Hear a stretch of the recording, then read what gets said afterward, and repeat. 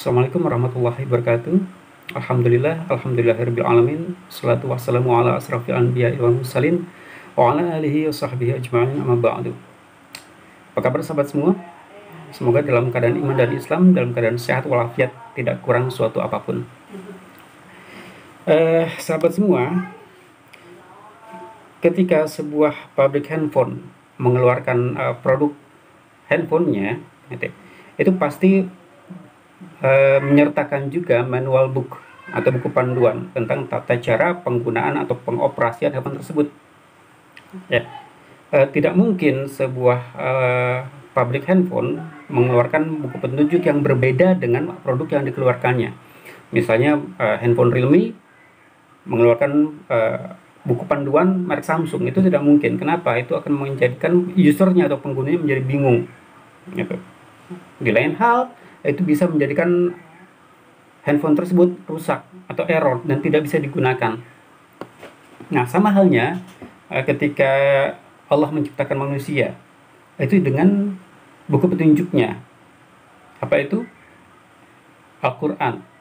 Gitu ya. Jadi, ketika Allah itu menciptakan manusia, Allah tidak menciptakan manusia dengan sia-sia dan tidak dibiarkan begitu saja. Gitu. Tapi juga disertakan dengan buku petunjuknya. Kemudian juga ditulis dengan para nabi dan rasul untuk membimbing manusia supaya bisa selamat di dunia dan di akhirat. Ya. Tentu saja ya, hal ini akan menjadikan manusia itu menjadi sehat. Sebagaimana handphone tersebut menjadi sehat jika sesuai berjalan dengan buku petunjuknya, gitu ya.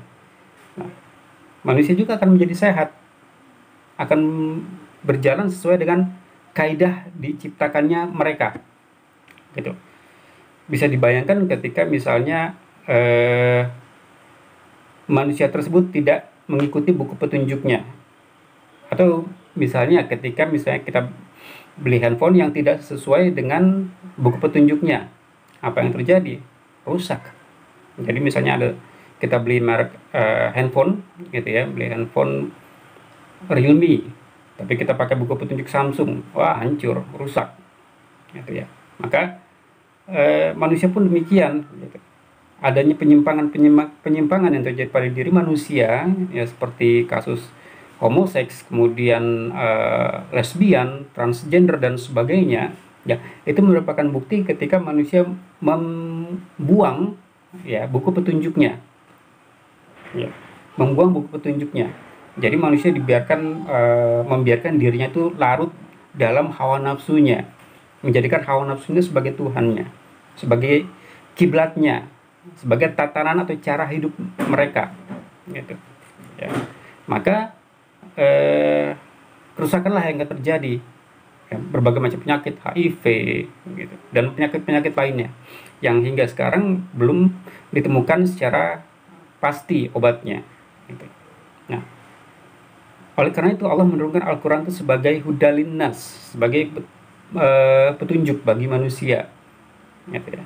Supaya apa? Supaya manusia itu bisa sehat, supaya manusia itu bisa berjalan sesuai dengan kaidah dia diciptakan, gitu, ya, tidak menyimpang, gitu, ya. Selain itu juga ya, tujuan dari Al-Quran itu diturunkan kepada manusia, gitu, untuk menjadikan manusia itu menjadi pribadi-pribadi yang saleh, pribadi-pribadi yang baik, gitu ya. Kemudian juga bisa membuat lingkungan sekitarnya pun menjadi saleh, menjadi baik juga, ya. Sebab Al-Quran itu diturunkan bukan hanya untuk lingkungan individu saja, ataupun untuk lingkungan keluarga saja, atau lingkungan yang skup sosial masyarakat, tidak, ya, tapi juga untuk lingkungan yang lebih besar, gitu, dalam negara misalnya, gitu ya.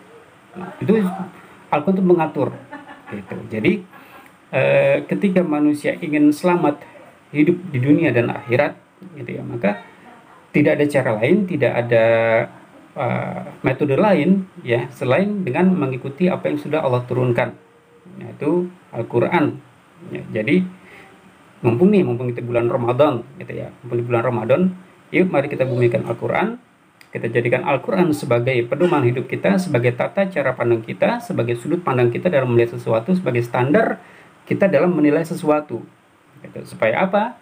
supaya hidup kita selamat di dunia dan di akhirat. Oke, terima kasih. Demikian. Wassalamualaikum warahmatullahi wabarakatuh.